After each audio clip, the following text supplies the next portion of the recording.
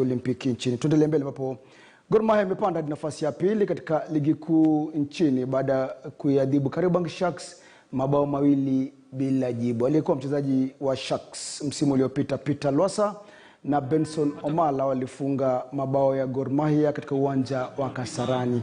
Na katika mchezo mwingine Tusker ambao ndio mabingwa watetezi wa ligi kuu ya soka nchini walisuasua hii leo baada ya kunyukwa na nguvu mpya Talanta mabao 2-1. Namna gani makosa mengine wanajitafutia, pigwa suri cheka na Peter Lwasa anasema nyamazeni, sijafanya makosa mimi. Tumewapa fursa tena vijana ambao tumewaleta kwa ligi. Tunatarajia mechi zijazo watafanya vyema zaidi.